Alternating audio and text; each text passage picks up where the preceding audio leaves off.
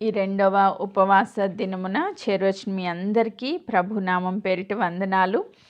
నిన్నటి దినాన దేవుని కృప ద్వారా మనము రక్షణ పొందాము అన్న అంశాన్ని నేర్చుకున్నాం. సో దానికి కంటిన్యూషన్లో ఒకవేళ రక్షణ పొందాము అని మనము అనుకుంటే దానికి బేస్ ఏంటి, అంటే దానికి ప్రూఫ్ ఏంటి అన్నది ఈరోజు మనం నేర్చుకుందాం. రైట్. సో మనందరికీ అర్థమైంది రక్షణ అంటే ఏంటి అన్నది. సో ఒక్క మాట బ్రీఫ్గా చెప్పాలంటే, యేసుక్రీస్తు ప్రభువుని మనము అంగీకరించి, అంటే విశ్వాసంతో ఆయన ప్రభువు అని మనం అంగీకరించి ఆయన మన హృదయంలో చేర్చుకుంటే దాన్ని రక్షణ కార్యము అంటారు. దీనికి మూలవాక్యముగా ఒక మాట నేను చదవాలని ఆశపడుతున్నాను. రోమిలికి రాసిన పత్రిక 3వ అధ్యాయము రోమిలికి రాసిన పత్రిక 10వ అధ్యాయము 9వ వచనాన్ని నేను చదువుతా ఉన్నాను. రోమిలికి రాసిన పత్రిక 10వ అధ్యాయము 9వ వచనం. యేసు ప్రభువని నీ నోటితో ఒప్పుకొని దేవుడు మృతులలో నుండి ఆయనను లేపనని నీ హృదయమందు విశ్వసించిన ఎడల నీవు రక్షింపబడుదువు. ఆమేన్. రక్షణకు మూలవాక్యముగా దీన్ని మనం తీసుకోవచ్చు. ఇక్కడ పౌలు భక్తుడు రోమా సంఘానికి రాస్తూ, యేసు ప్రభువని నీ నోటితో ఒప్పుకొని, ఆ దేవుడు మృతులలో నుండి ఆయనను, ఆయన అంటే ఎవరు? యేసుక్రీస్తు ప్రభువు. యేసుక్రీస్తు ప్రభువుని మృతులలో నుండి తండ్రి అయిన దేవుడు లేపెనని నీ హృదయమందు విశ్వసించిన ఎడల నీవు రక్షణ పొందుదువు. అంతే. రక్షణకు మనం చేయాల్సింది ఏం లేదు. జస్ట్ ఆయన యేసుక్రీస్తు ప్రభువు అని నోటితో ఒప్పుకొని హృదయమందు విశ్వసించాలి. ఏం విశ్వసించాలి? ఈ లోకంలో దేవుళ్ళు అనబడిన వాళ్ళు చాలామంది ఉన్నారు, కానీ ఈ యేసుక్రీస్తు ప్రభువునే ప్రభువు అని మనం ఎలా ఒప్పుకోవాలి అంటే, ఆయనను మృతులలో నుంచి తండ్రి అయిన దేవుడు లేపారు. అంటే ఆయన మృత్యుంజయుడు, ఆయన సజీవుడు, ఆయన ఈరోజు కూడా జీవించుచున్న దేవుడు. మిగిలిన దేవుళ్ళకి ఈ దేవుడికి ఉన్న డిఫరెన్స్ ఏంటంటే, వాళ్ళందరూ చనిపోయిన వాళ్ళు. ఇప్పుడు దేవుళ్ళు అని చెప్పుకుంటున్న వాళ్ళందరూ చనిపోయిన వాళ్ళు, వాళ్ళెవరూ సజీవులు కాదు. కానీ యేసుక్రీస్తు ప్రభువుని మనం ఎందుకు నమ్మాలి అంటే, ఈయన సజీవుడు అని నమ్మాలి. ఆమేన్. సజీవుడైతే చనిపోయిన వారికి బతుకున్న వారికి తేడా ఏంటి? చనిపోయిన వాళ్ళు మనం ఏం చెప్పినా వినలేరు, అంతేనా? ఒక బాడీని తీసుకొచ్చి అక్కడ పెట్టి అమ్మ నువ్వు లే అని చెప్తే వాళ్ళకి వినిపిస్తుందా? వినిపించదు. అమ్మ నా బాధ ఇది అని చెప్తే వినిపిస్తుందా?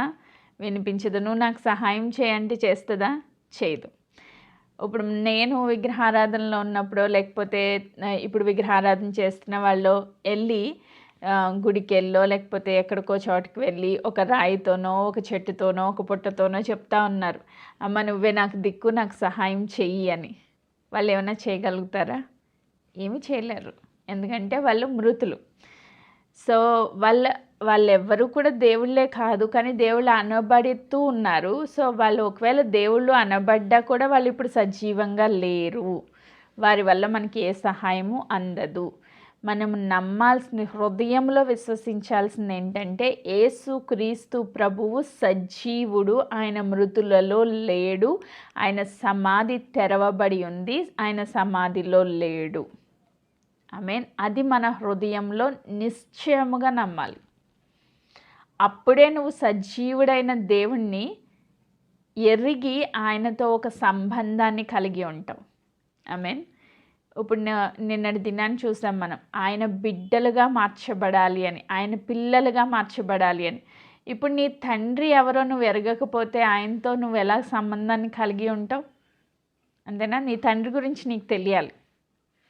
నీ తండ్రి బ్రతికి ఉన్నాడంటేనే నువ్వు బిడ్డగా ఆయన దగ్గరికి వెళ్ళి ఏదైనా సహాయాన్ని పొందుకోగలవు, ఆ అధికారాన్ని యూజ్ చేసుకోగలవు. సో ఆయన చనిపోయిన వ్యక్తి అయితే ఆయన గురించి నీకు ఏమీ తెలియకపోతే ఆ అధికారాన్ని మనం ఉపయోగించుకోలేం. సో మన తండ్రి ఎవరు అంటే ఆయన సజీవుడు. ఆమేన్. ఆయన ఈ సర్వలోకానికి ప్రభువు. ఇది మనం విశ్వసించాల్సిన మాట. ఇది రక్షణకి మూల వాక్యం. ఓకే, ఆ పైన చదివితే రోమాపత్రిక 10వ అధ్యాయము మొదటి నుంచి ఒక్కసారి నేను చదువుతున్నాను చూడండి. సహోదరులారా, ఇశ్రాయేలీలు రక్షణ పొందవలనని నా హృదయాభిలాషయు వారి విషయమై నేను దేవునికి చేయు ప్రార్థననై ఉన్నది. వారు దేవుని యందు ఆసక్తి గలవారమని వారిని గూర్చి సాక్ష్యం ఇచ్చుచున్నాను. అయినను వారి ఆసక్తి జ్ఞానానుసారమైనది కాదు. ఎలయనగా వారు దేవుని నీతిని ఎరుగక తమ స్వనీతిని స్థాపింపబూనుకొనుచు దేవుని నీతికి లోబడలేదు. సో ఇశ్రాయేల్ ప్రజలందరూ కూడా దేవుని సన్నిధిలో రక్షణ పొందాలని పౌల్ గారు ఆశపడుతున్నారంట. కానీ వాళ్ళకి రక్షణ లేదు. ఎందుకు రక్షణ లేదు? వాళ్ళు యేసుక్రీస్తు ప్రభువుని నమ్మడం లేదు. తండ్రి అయిన దేవుణ్ణి ఆరాధిస్తున్నారు. వాళ్ళు స్వనీతిని ఆధారం చేసుకుంటున్నారు కాబట్టి వారికి రక్షణ రాలేదు. స్వనీతి అంటే ఏంటి? క్రియల ద్వారా పరిపూర్ణులు అవ్వాలి అని కోరుకుంటున్నారు. ఇప్పుడు పాత నిబంధనలో మనం చూస్తే పాత నిబంధన అంతా ఎలా ఉంటుందంటే, ఏదైనా తప్పు చేస్తే, పాపం చేస్తే వాళ్ళు ఏం చేయాలి? ఒక గొర్రెపిల్లనో మేకపిల్లనో తీసుకెళ్ళి బలి అర్పించాలి. ఎందుకు? ఆ బలి ద్వారా వాళ్ళు కడగబడతారు. ఆ రక్తము ద్వారా వీరు శుద్ధీకరించబడతారు. అదే మనం యేసుక్రీస్తు ప్రభు దగ్గరికి వస్తే ఏం జరిగిద్ది? మనం బలి ఇవ్వాల్సిన అవసరం లేదు. నూతన నిబంధన ప్రజలుగా మనము బలి ఇవ్వాల్సిన అవసరం లేదు. ఎందుకు? యేసుక్రీస్తు ప్రభు ఆల్రెడీ మన పాపముల నిమిత్తం బలి అయిపోయారు కాబట్టి. ఈ మాటని వాళ్ళ ఒప్పుకోవట్లేదంట. అందుకే వాళ్ళకి రక్షణ రాలేదు. ఈరోజు మనం ఒప్పుకున్నాం కదా, మనందరము యేసుక్రీస్తు ప్రభు మన కోసం బలి అయ్యాడు అని ఒప్పుకున్నాం. ఈ మాట కూడా నేను చదవాలని ఆశపడుతున్నాను. రోమీలకు రాసిన పత్రిక 3వ అధ్యాయము 22వ వచనం. రోమా పత్రిక 3:22. అది యేసుక్రీస్తు నందలి విశ్వాస మూలమైనదై నమ్ము వారందరికీ కలుగు దేవుని నీతి అయి ఉన్నది. ఏ భేదమును లేదు. అందరూ పాపం చేసి దేవుడు అనుగ్రహించి మహిమను పొందలేకపోతున్నారు. కాబట్టి నమ్మువారు ఆయన కృపచేతనే యేసుక్రీస్తు నందలి విమోచనము ద్వారా ఉచితముగా నీతిమంతులని తీర్చబడుచున్నారు. ఆమేన్. పూర్వము చేయబడిన పాపములను దేవుడు తన ఓరిమి వలన ఉపేక్షించినందున ఆయన తన నీతిని కనపరచవలనని ఈ మాట హైలైట్ చేసుకోండి. 26వ వచనం. క్రీస్తు యేసు రక్తమునందలి విశ్వాసము ద్వారా ఆయనను కరుణాధారముగా బయలుపరిచెను. దేవుడు అప్పటి కాలమందు తన నీతిని కనపరచు నిమిత్తం తాను నీతిమంతుడును యేసు నందు విశ్వాసము గలవారిని నీతిమంతులుగా తీర్చువాడునై ఉండుటకు ఆయన అలాగు చేసెను. సో యేసు క్రీస్తు ప్రభుని ఎలా పంపించారంట? కరుణాధారముగా బయలుపరిచెను. ఆయన ద్వారా మనల్ని విమోచించడానికి, ఆయన ద్వారా మనల్ని నీతిమంతులుగా చేయడానికి, ఆయన రక్తము యందలి విశ్వాసము ద్వారా మనందరము పరిశుద్ధులుగా మార్చబడ్డానికి ఆయనను ఈ లోకంలోనికి పంపించారంట. హల్లెలూయా. ఇది మనం నమ్మితే మనందరం ఏమవుతాం? నీతిమంతులం అవుతాం. హల్లెలూయా. సో రైట్, ఇది బాగానే ఉంది. యేసుక్రీస్తు ప్రభు చచ్చిపోయిన మనల్ని బ్రతికించారు అని నేర్చుకున్నాం కదా. ఇంతవరకు రక్షణ వచ్చేసింది నీకు. మరి రక్షణ వచ్చిందని ప్రూఫ్ ఏది? ఒక బిడ్డ పుట్టాడని ప్రూఫ్ ఉంటుంది కదా. ఏం చేస్తాం మనం? ఫస్ట్ మనం చేసే పని ఏంటంటే, ఒక బిడ్డ పుట్టిన వెంటనే బర్త్ సర్టిఫికేట్ తీసుకుంటాం కదా. రెండో పని ఏం చేస్తామంటే, ఆ బర్త్ సర్టిఫికేట్ ఆధారంగా చేసుకుని ఆధార్ కార్డు తీసుకుంటాం. సో ఈ రెండు ఏంటి? ఒక మనిషి లోకంలో బ్రతుకున్నాడు అనడానికి గవర్నమెంట్ ప్రూఫ్. ఈ బిడ్డ ఈ ఇండియాకి చెందిన బిడ్డ అని చెప్పడానికి ప్రూఫ్ ఏంటి? ఒక ఆధార్ కార్డు కదా. అలాగే ఇప్పుడు మరి మనకి ప్రూఫ్ ఏంటి? యేసుక్రీస్తు ప్రభులో నేను రక్షణ పొందాను అనడానికి ప్రూఫ్ ఏంటి? అసలు రక్షణ కార్యం ఎక్కడ జరిగింది? ఏం జరిగింది? ఇది మనకు తెలియాలి. ఇది తెలియక చాలామంది రక్షణ అంటే ఏంటో కూడా అర్థం కాని అజ్ఞానంలో చాలా సంవత్సరాల నుంచి మనం గడిపేస్తూ ఉన్నాం. సో రక్షణ పొందాము అనడానికి ఒక మూలము ఏంటి అన్నది మనం ఒకసారి ఆలోచన చేస్తే ఇక్కడ మనకు అర్థం అవ్వాల్సిన ఫస్ట్ మాట ఏంటి అంటే, రక్షణ పొందిన ప్రతి ఒక్కరూ లోపల ఏం జరిగిందో గుర్తించాలి. అసలు రక్షణ పొందాల్సిన అవసరం ఎప్పుడు వచ్చిందంటే, ఒక్కసారి నేను ఆది కాండానికి వెళ్తున్నాను. దానికి మూలం ఏంటో మనం అర్థం చేసుకుని తర్వాత దాని గురించి మనం ఆలోచన చేద్దాం. ఆది కాండము 2వ అధ్యాయము 17వ వచనాన్ని నేను చదువుతున్నా. అయితే మంచి చెడ్డల తెలివినిచ్చు వృక్ష ఫలమును తినకూడదు, నీవు వాటిని తిను దినమున నిశ్చయముగా చచ్చెదవు. సో దేవుడైన యెహోవా ఒక ఏదేను తోట వేసి ఆ తోటలో 2 చెట్లు పెట్టారంట. 2 చెట్లలో ఒకటి మంచి చెడ్డల తెలివినిచ్చు వృక్ష ఫలము, ఇంకొకటి జీవ వృక్షము. ఈ 2 పెట్టి ఆ తోటలో అన్ని ఫ్రూట్స్ ఉన్నాయి, ఈ 2 చెట్లు కూడా దానిలో ఉన్నాయి. దేవుడు ఏం చెప్పారు? ఆదాముని అవ్వని సృష్టించిన తర్వాత ఆదాముకి చెప్పిన మాట ఏంటి అంటే, ఈ మంచి చెడ్డల తెలివినిచ్చు వృక్ష ఫలాన్ని నువ్వు తినకూడదు. నువ్వు తిన్నావు అంటే ఖచ్చితంగా చనిపోతావు, నిశ్చయంగా చస్తావు అని అక్కడ చెప్పారు కదా. ఆ మాట మనకి క్లియర్గా కనిపిస్తుంది. నిశ్చయంగా నువ్వు చనిపోతావు అని చెప్పినప్పుడు ఆదాము అవ్వ ఇద్దరూ కలిసి వాటిని తిన్నారంట. సాతాను మోసగించింది, ఆదాంతో అబద్ధం చెప్పింది, అవ్వ నమ్మేసింది, తినేశారు. మరి ఇప్పుడు చనిపోయారా? వాళ్ళు బ్రతుకున్నారా? చనిపోయారా? దేవుడు కనిపిస్తున్నారు కదా, దేవుడు వచ్చి మాట్లాడుతున్నారు, ఆదామా ఎక్కడున్నావు నువ్వు అని.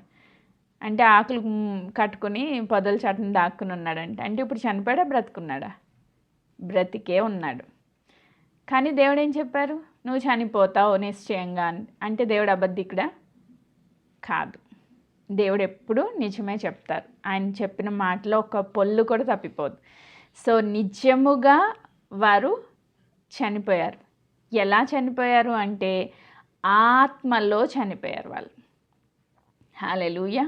మనం చూసాం ఆదికాండం 1వ అధ్యాయము 28వ వచనం 26వ వచనంలో, మన స్వరూపమందు మన పోలిక చొప్పున నరులను సృష్టించుదుము అన్నప్పుడు వాళ్ళు ఎవరి పోలికలో సృష్టించబడ్డారంట? ఆత్మ రూపములో తండ్రి అయిన దేవుడు, కుమారుడైన యేసుక్రీస్తు ప్రభు, పరిశుద్ధాత్ముడు ముగ్గురు ఆత్మల్లో ఏకత్వంలో ఉన్నారు. వారి పోలికలో మనిషి సృష్టి జరిగింది ఫస్ట్. అంటే ఆత్మలో పుట్టారు ఫస్ట్, తర్వాత వారికి శరీరాన్ని ధరింపచేశాడు దేవుడు. సో ఇప్పుడు నిశ్చయంగా వాళ్ళు ఆ రూల్ బ్రేక్ చేసినప్పుడు చనిపోతారని దేవుడు చెప్పినప్పుడు వీళ్ళు చనిపోయారు. ఎక్కడ చనిపోయారంటే ఆత్మల్లో చనిపోయారు. శరీరం బ్రతికే ఉంది, వాళ్ళలో ప్రాణం ఉంది, వాడు చలిస్తూనే ఉన్నారు మనుషులు. కానీ ఆత్మ, దేవుని ఆత్మల్లో వాళ్ళు చనిపోయారు కాబట్టి వాళ్ళు దేవునికి దూరం అయిపోయారు. దేవునికి వాళ్ళకి ఏమొచ్చింది? ఎడబాటు వచ్చింది. సో దేవుని సన్నిధి నుంచి వారు దూరం అయిపోయారు. దేవుని ఆత్మ విషయంలో వారు చనిపోయారనమాట. సో అక్కడ గ్యాప్ వచ్చేసింది. ఇప్పుడు యేసుక్రీస్తు ప్రభు ఏమంటున్నారు? ఎందరైతే నన్ను అంగీకరిస్తారో వారందరూ క్రీస్తుతో కూడా బ్రతుకుతారు. ఈరోజు రక్షణ పొందిన మనందరము కూడా ముందు బ్రతికే ఉన్నాం, ఇప్పుడు కూడా బ్రతికే ఉన్నాం. ఏంటి డిఫరెన్స్? ఎక్కడ జరిగింది కార్యం? ఇప్పుడు ఎవరైనా వచ్చి అమ్మ నువ్వు రక్షణ పొందావు, ప్రూఫ్ ఏంటి అని అడిగారు అనుకో, ఏమైనా చూపించగలుగుతామా? నేను అంతే హైట్ ఉన్నాను, అంతేలా ఉన్నాను, అదే స్వభావంలో వెళ్తున్నాను, నాకేం కోపం తగ్గలేదు. రక్షణ పొందిన ఫస్ట్ డేనే మనం అంతా మార్చబడిపోయామా? లేదు కదా. కోపం అలాగే ఉంది, పాపం అలాగే ఉంది, దేవునికి అవిధేయతలు చూపిస్తూనే ఉన్నాం, శరీరంలో ఏం మార్పు లేదు. కానీ ఒక కార్యం జరిగింది. ఎక్కడ జరిగింది? అది ఆత్మల్లో జరిగింది. హల్లెలూయా. సో నువ్వు రక్షణ పొందావు అనడానికి బయటికి నీకు ప్రూఫ్ ఏం కనిపించకపోయినా నీకు మాత్రం తెలుస్తుంది. అది నేను దేవుణ్ణి అంగీకరించాను, ప్రభు ద్వారా నేను రక్షణ పొందాను అన్నది నీకు మాత్రమే తెలుస్తుంది. ఎలా తెలుస్తుంది? దానికి మూలవాక్యం ఎక్కడుంది అంటే ఎఫెసీయులకు రాసిన పత్రిక ఎఫెసీయులకు రాసిన పత్రిక మొదటి అధ్యాయము 12వ వచనం నుంచి నేను చదువుతున్నా. 12వ వచనం. క్రీస్తునందు ముందుగా నిరీక్షించిన మనము తన మహిమకు కీర్తి కలగజేయవలనని దేవుడు తన చిత్త ప్రకారమైన సంకల్పమును బట్టి మనలను ముందుగా నిర్ణయించి ఆయన యందు స్వాస్థ్యముగా ఏర్పరచెను. ఆయన తన చిత్తానుసారంగా చేసిన నిర్ణయం చొప్పున సమస్త కార్యములు జరిగించుచున్నాడు. ఆమేన్. సో ఇక్కడ మనం అందరము రక్షణ పొందాలి అని దేవుడు ఉద్దేశించిన ప్రతి ఒక్కరిని ఆయన ఏం చేశారంట, ఒక స్వాస్థ్యముగా చేసుకున్నారు. హల్లెలూయా. సో ఇక్కడ స్వాస్థ్యం అంటే ఏంటి మనందరికీ తెలుసు. ఒక బిడ్డ పుట్టాడంటే నా వారసుడు, నా స్వాస్థ్యం అంటే నా సొత్తు, అంతే కదా, నా వారసుడు అంటాం. అలాగే మనం పుట్టగానే దేవుడు ఏమంటారంటే ఈ బిడ్డ నా స్వాస్థ్యం. హల్లెలూయా. ఈ బిడ్డ నా సొత్తు, నా వారసుడు, నా బిడ్డ అని చెప్తారు దేవుడు. సో అలా చెప్పడానికి ఆయన సంకల్పమును బట్టి, ఆయన చిత్తానుసారంగా, ఆయన నిర్ణయము చొప్పున సమస్త కార్యాలని జరిగించాడంట. ఆమేన్. మన పని ఏం లేదు, జస్ట్ మనం విశ్వాసం పెట్టామంతే. ఆయన సమస్తాన్ని జరిగించారు. ఇక్కడ ఈ ఆత్మలో జన్మించామనడానికి మూలవాక్యం ఇది 13వ వచనం. మీరు సత్యవాక్యమును అనగా మీ రక్షణ సువార్తను విని క్రీస్తునందు విశ్వాసముంచి వాగ్దానము చేయబడిన ఆత్మ చేత ముద్రింపబడితిరి.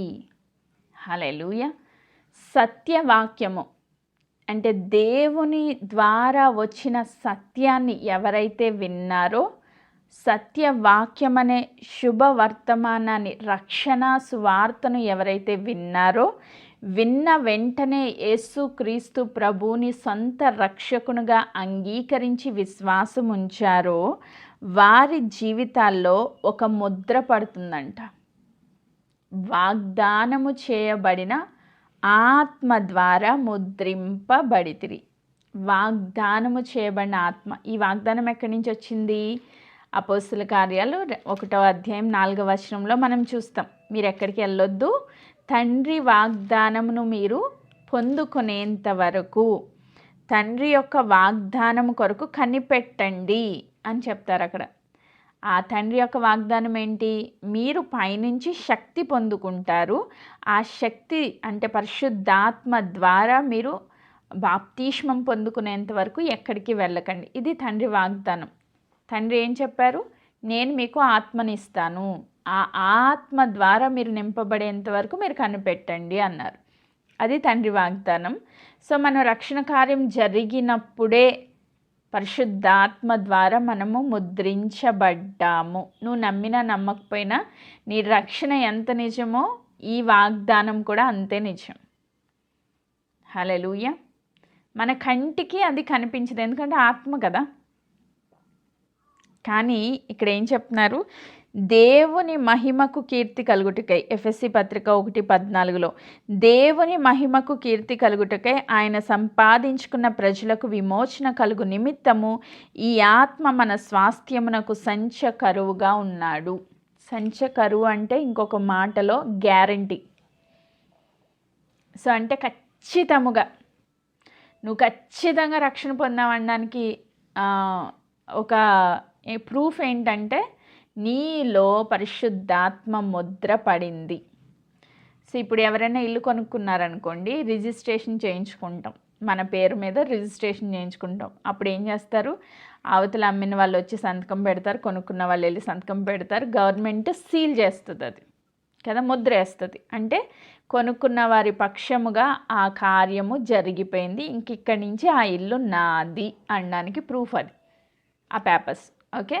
అలాగే దేవుని యొక్క సత్యవాక్యాన్ని విని క్రీస్తునందు విశ్వాసముంచిన మనము ఆత్మ చేత ముద్రించబడ్డాం. హల్లెలూయా. ఈ ఆత్మ ఎంతవరకు ఉంటుందంట? అంతము వరకు. అంతం అంటే ప్రజలకు విమోచన కలిగేంత వరకు, అంతము వరకు గ్యారంటీగా పరిశుద్ధాత్మ నీలో ఉంటాడు. ఇక దానిలో నో డౌట్. ఆయన విడిచి వెళ్ళిపోయే దేవుడు కాదు. నువ్వు నమ్మినా నమ్మకపోయినా ఇది సత్యం. ఆమేన్. నీలో పరిశుద్ధాత్మ దేవుడు ఉన్నారు అనడానికి ఇది ప్రూఫ్ అన్నమాట. ఈ వాక్యము బేస్. సో ఇప్పుడు రోమీలకు రాసిన పత్రిక 8వ అధ్యాయానికి వద్దాం. రోమీలకు రాసిన పత్రిక 8వ అధ్యాయం 14వ వచనాన్ని నేను చదువుతా ఉన్నాను. సో దేవుని ఆత్మ చేత ఎందరు నడిపింపబడుదురో వారందరూ దేవుని కుమారులై ఉందురు. ఎంతమంది అయితే ఈ రీతిగా రక్షణ పొంది సెకండ్ స్టెప్లో దేవుని ఆత్మ చేత ముద్రించబడి ఉన్నామని గుర్తించి గ్రహించి ఆ ఆత్మ ద్వారా నడిపించబడతారో వారందరూ దేవుని కుమారులుగా లేదా కుమార్తెలుగా మార్చబడతారు. హల్లెలూయా. సో ఇప్పుడు నువ్వు దేవుని బిడ్డ అనడానికి ప్రూఫ్ ఏంటి అంటే దేవుని ఆత్మ నీలో ఉంది, అది ప్రూఫ్. ఆమేన్.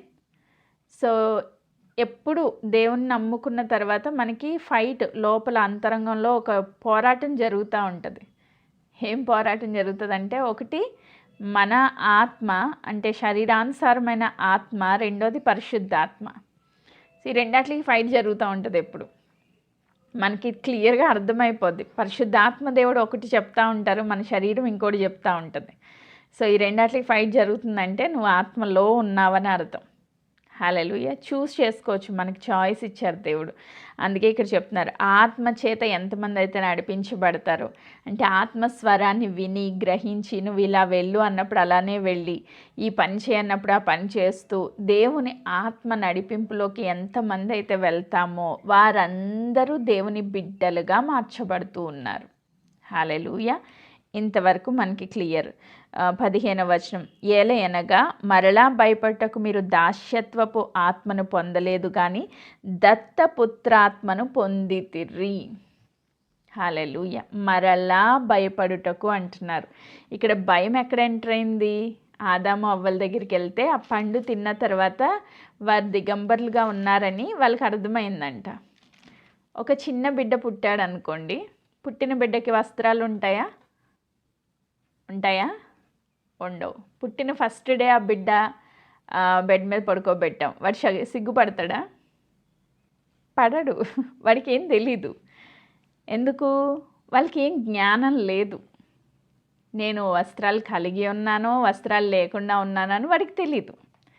సో ఆదాము అవ్వలు ఏదెన్ తోటలో ఉన్నప్పుడు ఈ మంచి చెడ్డల తెలివినిచ్చు వృక్ష ఫలం తిననంత వరకు వారి పసి పిల్లల్లాగా ఈ లోక జ్ఞానము లేకుండా ఉన్నారంట. ఎప్పుడైతే ఆ ఫ్రూట్ తిన్నారో వాళ్ళకి ఏం తెలిసింది? మేము దిగంబరులుగా ఉన్నామని తెలిసిందంట. అప్పుడు వాళ్ళు ఏం చేశారు? ఆకులతో కట్టుకోవడమే కాదు దేవుని స్వరం వినేసరికి భయపడ్డారు. భయపడి ఏం చేశారు? దాక్కున్నారంట వెళ్ళి. సో భయం ఎక్కడ ఎంటర్ అయింది? పండు తిన్నప్పుడు ఎంటర్ అయింది. ఇప్పుడు దేవుడు ఏం చెప్తున్నారు? నూతన నిబంధనకు వచ్చేసేసరికి మీరు మరలా భయపడుటకు దాస్యత్వపు ఆత్మను నేను మీకు ఇవ్వలేదు. ఏమిచ్చారంటే దేవుడు? దత్తపుత్రాత్మను ఇచ్చి తిని. అప్పుడు వాళ్ళు ఏదైతే ఆత్మను కోల్పోయారో ఇప్పుడు ఆ ఆత్మను దేవుడు మరలా మనకి ఇస్తూ ఉన్నారు. అప్పుడు వాళ్ళు దేనికైతే భయపడ్డారో ఇప్పుడు మనం ఆ భయాన్ని జయించగలుగుతాం. సో దేవుని దగ్గరికి ఎలా వస్తాం? ధైర్యంగా వస్తాం. వాళ్ళు దేవుని దగ్గర నుంచి ఏం చేశారు? దాక్కున్నారు. భయపడిపోయి వెళ్ళి దాక్కున్నారు. ఇప్పుడు మనం ఏం చేస్తున్నాం? మనకేమన్నా భయమా? ఏమన్నా భయం ఉందా మనకి దేవుడి దగ్గరికి వెళ్ళడానికి? ఏం భయం లేదు. ఈరోజు యేసు క్రీస్తు ప్రభు చేసిన సిలువ కార్యాన్ని బట్టి ఆయన రక్తం ద్వారా మనము పరిశుద్ధులుగా నీతిమంతులుగా తీర్చబడ్డాము. కాబట్టి మన పాపములకు ప్రాయశ్చిత్తం జరిగింది. కాబట్టి దత్తపుత్రాత్మను మనం పొంది ఉన్నాము. కాబట్టి ఆ ఆత్మను కలిగి దేవుని సన్నిధికి ధైర్యముగా వెళ్తున్నాం. హల్లెలూయా. ఒకవేళ ఆ కార్యం జరగలేదనుకోండి, దేవుడి దగ్గరికి ధైర్యంగా వెళ్ళలేం. దావీదు అంటాడు కదా, పాపం చేసినప్పుడు దేవా నీ ఆత్మను నా యొద్ద నుంచి తీసివేయొద్దు. ఆయన ఎక్కడున్నాడు? పాత నిబంధనలో ఉన్నాడు. పాత నిబంధనలో అందరికీ ఆత్మ కృమ్మరింపబడలేదు. కొంతమంది మీద మాత్రమే పరిశుద్ధాత్మ దేవుడు దిగి వచ్చి కార్యాలు జరిగించేవారు. ఒక సంసోను, ఒక గిద్యోను, ఒక దావీదు, ఇలా కొంతమందికే. కానీ నూతన నిబంధన సత్యం ఏంటంటే మన అందరిపైన దేవుడు ఆత్మ కృంభరించబడింది. అపోస్తలుల కార్యాలు 2వ అధ్యాయంలో చూస్తాం, అంత్య దినముల యందు మనుషులందరిపైన నా ఆత్మను కృంభరిస్తాను అని.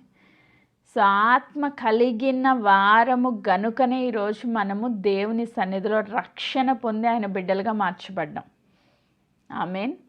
ఇది నువ్వు గ్రహించాలి, గుర్తించాలి.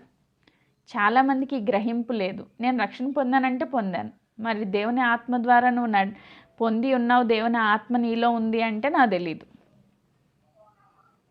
ఇది మూలం, బేసిక్ స్టెప్, కానీ అది మనం గుర్తించలేకపోతున్నాం.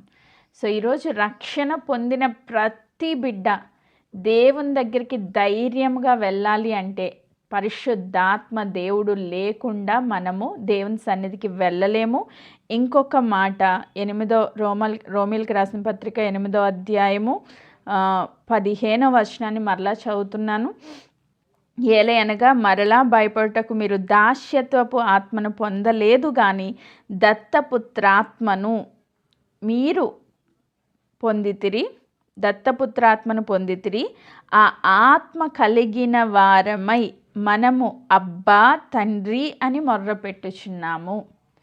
ఈరోజు దేవుణ్ణి నమ్ముకున్న నీవు అబ్బా తండ్రి అని మొర్ర పెడుతున్నావు అంటే ఖచ్చితంగా నీలో పరిశుద్ధాత్ముడు ఉన్నారు కాబట్టే. ఆ ఆత్మ కలిగిన వారమై, ఆత్మ లేకపోతే అబ్బా తండ్రి అని మనం ప్రార్థన చేయలేం. నువ్వు కుమార్తెవే కాదు లేదా కుమారుడివే కాదు, ఇంకెలా ప్రార్థన చేస్తాం? ఎప్పుడైతే ఆ పరిశుద్ధాత్మ మనలోనికి వచ్చిందో, ఆ ఆత్మ ద్వారా మనము సంధింపబడ్డామో, మనము పాపాన్ని ఒప్పుకొని యేసుక్రీస్తు ప్రభువే నిజ రక్షకుడని అంగీకరించామో, ఆత్మ ద్వారా ముద్రించబడ్డామో, వెంటనే జరిగే కార్యం ఏంటంటే నువ్వు నీ తండ్రిని తెలుసుకుంటావు. హల్లెలూయా. అంతవరకు ఒక దేవుడు, ఒక భక్తుడు, అది చాలా గ్యాప్ ఉంటుంది ఆ రిలేషన్కి. కానీ ఇప్పుడు నువ్వు తండ్రి బిడ్డల సంబంధంలోనికి వస్తావు. హల్లెలూయా. అప్పుడు నువ్వు పిల్లలుగా మార్చబడతావు, కుమారులుగా కుమార్తెలుగా మార్చబడతావు. అప్పుడు నీకు రిలేషన్ క్లోజ్ అయిద్ది అనమాట. సో దేవునికి దగ్గరగా సమీపంగా వస్తావు. ఆదాము ఏదైతే కోల్పోయి దూరంగా వెళ్ళిపోయాడో, పాపం చేసి భయపడి దూరంగా పారిపోయాడో, ఎప్పుడైతే పరిశుద్ధాత్ముడు నీలోనికి వచ్చినప్పుడు, దత్తపుత్రాత్మతో నువ్వు ముద్రించబడినప్పుడు అబ్బా తండ్రి అని దేవునికి దగ్గరగా వచ్చావు. ఆమేన్. సో అలా దగ్గరగా వస్తే ఏం జరిగిద్దంట? 16వ వచనం. ఇప్పుడు అబ్బా తండ్రి అని మొర్ర పెట్టుచున్నాం అంటే ప్రార్థన చేస్తూ ఉన్నాం. 16వ వచనం, మనము దేవుని పిల్లలమని ఆత్మ తానే మన ఆత్మతో కూడా సాక్ష్యం ఇచ్చుచున్నాడు. ఇది విట్నెస్. ప్రూఫ్ ఏంటి అని అడిగాను కదా ఇందాక. నువ్వు రక్షణ పొందావని ప్రూఫ్ ఏంటి అంటే ఆ ఆత్మ. ఏ ఆత్మ? ఆత్మ అని బోల్డ్ లెటర్స్లో రాసుంది అంటే పెద్ద పెద్ద లెటర్స్ కనిపిస్తున్నాయి అంటే అక్కడ పరిశుద్ధాత్మ అని మనం అర్థం చేసుకోవాలి.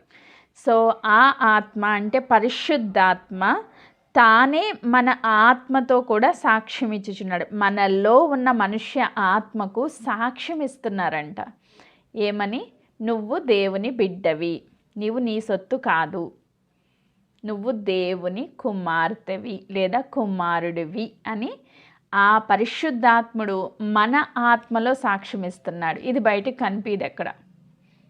అందుకే మనం ఒక పేపర్లో చూపించలేం. ఒక ఆధార్ కార్డు లాగో లేకపోతే ఒక రిజిస్ట్రేషన్ పేపర్ లాగో మనం చూపించడానికి రాదు. కానీ మన ఆత్మలో మాత్రం తెలుస్తుంది, నేను రక్షణ పొందాను, నేను దేవుని బిడ్డని అని మనం గ్రహిస్తాం. ఎక్కడ గ్రహిస్తాం? శరీరంలో కాదు, ఆత్మలో గ్రహిస్తాం అన్నమాట. హల్లెలూయా. ఇప్పుడు తిరిగి జన్మించాం. ఎక్కడ జన్మించాం? ఆత్మలో జన్మించాం. ఇది శరీరంలో జరిగే కార్యం కాదు. అందుకే ఇప్పుడు రక్షణ పొందిన ప్రతి ఒక్కళ్ళు పరిశుద్ధులుగా మార్చబడిపోతున్నారా వెంటనే? లేదు లేదు. శరీరం అలాగే ఉంది, శరీర క్రియలు కూడా అలాగే ఉన్నాయి, కానీ ఆత్మలో కార్యం జరిగింది. ఫస్ట్ బేసిక్గా ఎక్కడ కార్యం జరిగిందంటే ఆత్మలో జరిగింది. కాబట్టి ఇప్పుడు ఆత్మ ద్వారా దేవుని సన్నిధికి వచ్చి అబ్బా తండ్రి అని మొర్ర పెడుతున్నాం. ఇది సెకండ్ స్టెప్. అండ్ 17వ వచనం కూడా చదువుతున్నాను. మనము పిల్లలమైతే వారసులము, అనగా దేవుని వారసులం. ఫస్ట్ పుట్టాము, రెండోది బిడ్డలుగా మార్చబడ్డాం. మూడవది ఈ పిల్లలు ఎదిగి వారసులు అవ్వాలి. ఆమేన్. సో పిల్లలు చిన్న బిడ్డలుగా ఉన్నప్పుడు ఒక 5 సంవత్సరాలు లేకపోతే ఒక 4 సంవత్సరాలు ఉన్న బిడ్డల్ని తీసుకొని మనం వీళ్ళు వారసులు అని చెప్తాము, కానీ అధికారం ఇవ్వం కదా. నువ్వు నీ చిన్న బిడ్డ 5 సంవత్సరాల బిడ్డ నీ ఇంట్లో ఉంటే ఆ బిడ్డకి నీ బీరువా కీస్ తీసుకెళ్ళి ఇస్తావా? తాళపు చెవులు ఇస్తావా? అధికారం ఇస్తావా? ఇవ్వవు ఇంకా. ఎందుకంటే వాళ్ళు ఎదిగి మెచ్యూరిటీ రావాలి. మనము డబ్బు పైన అధికారం ఇవ్వాలన్నా, గృహం పైన అధికారం ఇవ్వాలన్నా వాడికి కొంచెం జ్ఞానం రావాలి.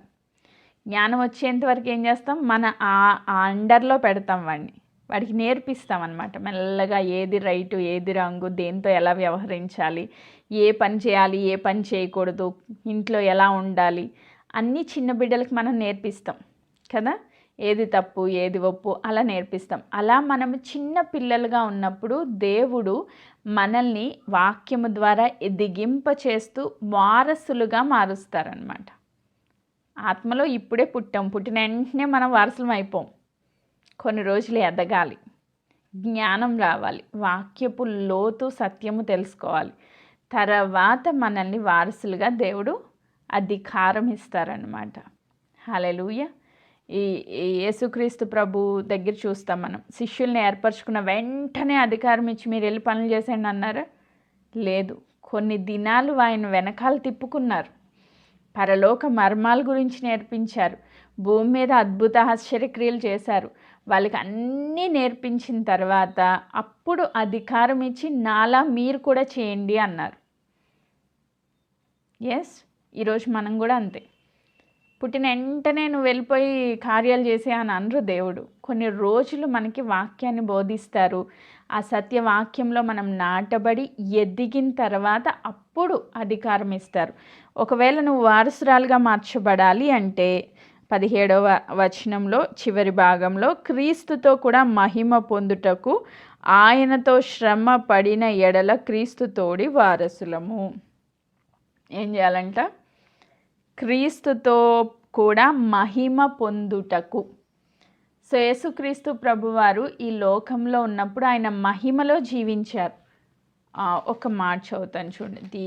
ఇది చూసిన తర్వాత దీనికి ఎక్స్ప్లెనేషన్ చూద్దాం. యోహాను సువార్త మొదటి అధ్యాయము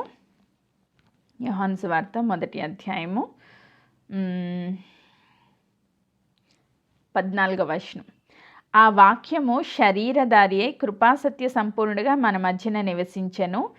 తండ్రి వలన కలిగిన అద్వితీయ కుమారుని మహిమ వలె మనం ఆయన మహిమను కనుగొంటిమి. ఆయనలో ఏముంది? మహిమ ఉంది. ఎవరి మహిమ? దేవుని మహిమ. తండ్రి అయిన దేవుని మహిమ కుమారునిలో మనం కనుగొన్నాం. ఎస్, దీంతో పాటు ఇంకొక మాట చదువుతున్నాను చూడండి.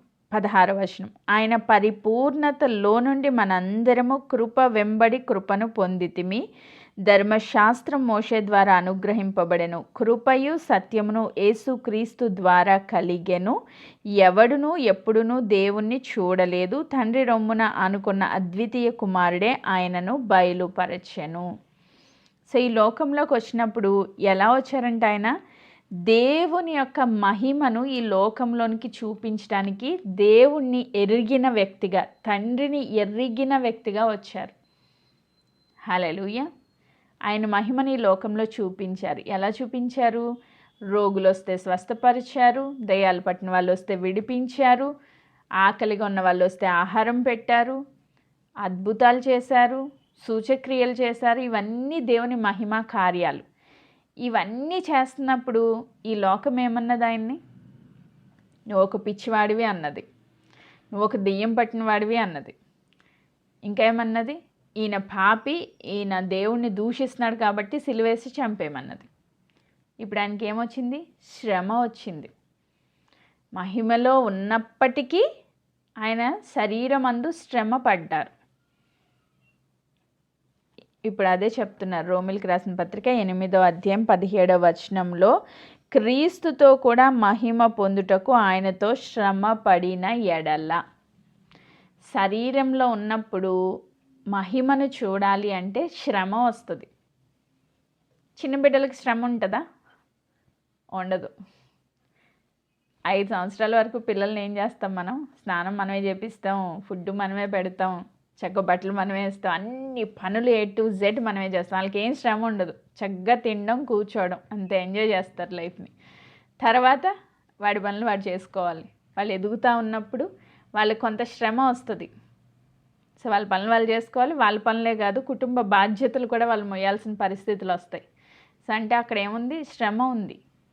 కానీ దేవుని ఆ ఇంటిలో వాళ్ళ అధికారం కలిగిన వారసులుగా మార్చబడినప్పుడు, వాళ్ళ ఆస్తి అంతా వాళ్ళకి వచ్చినప్పుడు ఏముంటుంది? మహిమ కూడా ఉంటుంది. ముందు చిన్న బిడ్డలు ఏం కష్టం లేదు, హ్యాపీగా కూర్చున్నారు, తిన్నారు. కొంచెం ఎదిగిన తర్వాత కష్టపడ్డారు వారసులు. తర్వాత ఆస్తి వాళ్ళ చేతికి వచ్చినప్పుడు మహిమ. ఇది లోకపరంగానే మనం ఈ ప్యాటర్న్లో వెళ్తే, దేవుని పరంగా కూడా ఇదే ప్యాటర్న్ ఉంటుంది. సో నువ్వు చిన్న బిడ్డగా పుట్టినప్పుడు నేను ఫస్ట్లో కూర్చుని ప్రార్థన చేస్తే, ఏం ప్రార్థన చేస్తే అవి టక టక టక టక జరిగిపోతాయి, అంతే జరిగిపోయేవి. నేను అబ్బా దేవుళ్ళో ఎంత గొప్ప మహిమ ఉంది అనుకునేదాన్ని. తర్వాత కొంచెం ఎదిగి వారసురాలు అయిన తర్వాత ఏమైద్ది? ఈరోజు ఒక్క ప్రేయర్ రిక్వెస్ట్ పెట్టుకున్నారు, గత 2 సంవత్సరాలుగా నేను ప్రార్థన చేస్తున్నాను, దేవుడు ఇంకా వెయిట్ చేయి అంటున్నారు. ఇప్పుడు శ్రమ దాన్ని అనుభవిస్తున్నాం. కానీ శ్రమ తర్వాత ఏముంది? మహిమ. అదే చెప్తారు 18వ వచనంలో, మన ఎడల ప్రత్యక్షం కాబో మహిమ ఎదుట ఇప్పటి కాలపు శ్రమలు ఎన్నతగినవి కావని ఎంచుచున్నాము. హల్లెలూయా. నువ్వు బిడ్డవైతే వారసురాలు అవుతావు, వారసురాలు అయితే శ్రమ పడతావు, శ్రమ పడితే మహిమలోకి వెళ్తావు. ఇది ఒక ప్యాటర్న్ అన్నమాట దేవుళ్ళలో. సో ఇప్పుడు నువ్వు దేవుని బిడ్డగా, రక్షణ పొందిన బిడ్డగా, రక్షణ కార్యం ఎక్కడ జరిగింది అంటే ఆత్మలో జరిగింది. ఈ ఆత్మలో జరిగిన కార్యానికి మనకి ప్రూఫ్ ఏంటంటే పరిశుద్ధ ఆత్మని ద్వారా ముద్రించబడ్డాం, దత్తపుత్రాత్మ ద్వారా దత్తపుత్రులుగా దేవునికి చేయబడ్డాం. ఆ దత్తపుత్రాత్మను కలిగిన వ్యక్తులుగా అబ్బా తండ్రి అని మొర్ర పెడుతున్నాం. అలా మొర్ర పెట్టినప్పుడు చిన్న బిడ్డల స్టేజ్ నుంచి వారసులకు వస్తాం, వారసుల స్టేజ్ నుంచి శ్రమలు వస్తాయి, శ్రమలు అనుభవిస్తే నెక్స్ట్ మనకి మహిమలోనికి దేవుడు నడిపిస్తారు. హల్లెలూయా. ఈ సత్యాన్ని మనం అర్థం చేసుకుంటే నిశ్చయముగా ఆత్మలో రక్షణ కార్యాన్ని మనము అనుభవపూర్వకంగా తెలుసుకోగలుగుతాం, ఇంకొకరికి సాక్షులుగా జీవించగలుగుతాం. అట్టి కృప దేవుడు అనుగ్రహించును గాక. దేవుడి వాక్య భాగమును మన వెనుకలో దీవించును గాక. ఆమేన్. Praise God.